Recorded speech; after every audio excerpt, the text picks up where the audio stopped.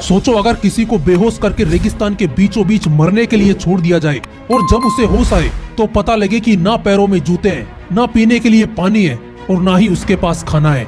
बस है तो सिर्फ एक चीज, दूर दूर तक फैला रेगिस्तान। जरा सोचो ऐसे हालात में 40-50 डिग्री सेल्सियस की तपती धूप में कोई इंसान 71 दिनों तक कैसे जिंदा रह सकता है। दोस्तों आज के इस वीडियो में मैं आपको एक ऐसी सच्ची घटना के बारे में बताने वाला हूँ जिसे अगर कोई सपने में भी अपने साथ होता हुआ देख ले तो उसके रोंगटे खड़े हो जाएं। कहानी शुरू होती है 1970 को, जब ऑस्ट्रेलिया के विक्टोरिया में रिक्की मैगी नाम के एक लड़के का जन्म हुआ। उसका बचपन एक मिडिल क्लास फैमिली में आम बच्चों की तरह गुजरा। जब वो टीन एज में था तो उसका परिवार आर्थिक परेशानियों से जूझने लगा और इस वजह से उन्हें शहर बदलना पड़ा और इसी बीच उसके पिता की मौत हो गई।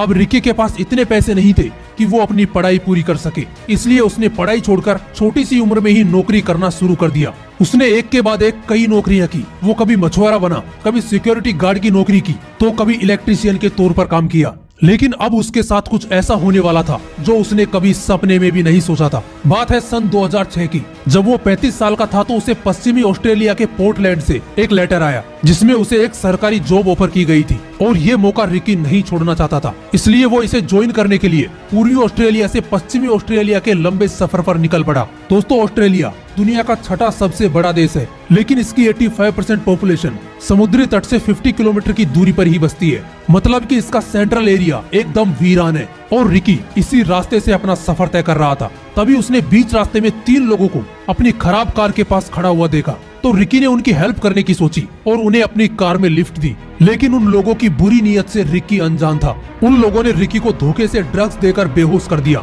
जब उसे होश आया और उसने अपने चारों तरफ देखा तो उसने पाया कि वो 45 डिग्री सेल्सियस के तपते रेगिस्तान में एक लाश की तरह पड़ा था। उसका सारा सामान लूट लिया गया था। उन लोगों ने रिकी के पैरों में जूते तक नहीं छोड़े, उसे ऑस्ट्रेलिया के तानामी रेगिस्तान में मरने के लिए छोड़ गए। रिकी ने दूर दूर तक अपनी नजरें घुमाई, लेकिन उसे ना तो कोई इंसान नजर आ रहा था और ना ही उसे कोई रोड दिखाई दे रही थी। अब रिकी के पास 2 रास्ते थे, या तो वो वहीं पड़ा रहकर मौत का इंतजार करे या फिर हालातों का सामना करके जिंदा बाहर निकलने की कोशिश करे।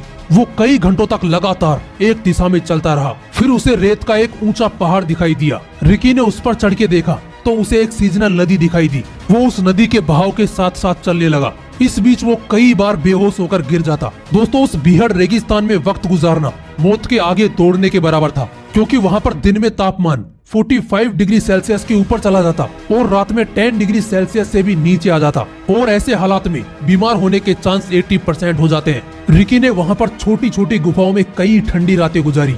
उसने खुद को बचाने के लिए हर वो कोशिश की जो ऐसे हालात में जरूरी थी। उस वक्त सिर्फ एक चीज थी जो उसके फेवर में थी और वो थी उस वक्त ऑस्ट्रेलिया में चल रहा बरसात का मौसम, जिसकी वजह से उसे छोटे छोटे गड्ढों में पीने के लिए पानी मिल जाता और जब पानी नहीं मिलता तो जिंदा रहने के लिए उसे अपना पेशाब तक पीना पड़ता। यहाँ तक कि खुद को जिंदा रखने के लिए वो सांप, मेंढक, चींटियां, छिपकली और पेड़ों की जड़ों को भी खा जाता था। जैसे जैसे दिन गुजर रहे थे हालात बिगड़ते जा रहे थे। उसके बॉडी का वजन तेजी से कम होता जा रहा था, लेकिन रिकी ने हार नहीं मानी। वो हर सुबह इस उम्मीद के साथ उठता कि कोई तो उसे दिखाई देगा, कोई तो उससे टकराएगा और उसकी जान बचा लेगा।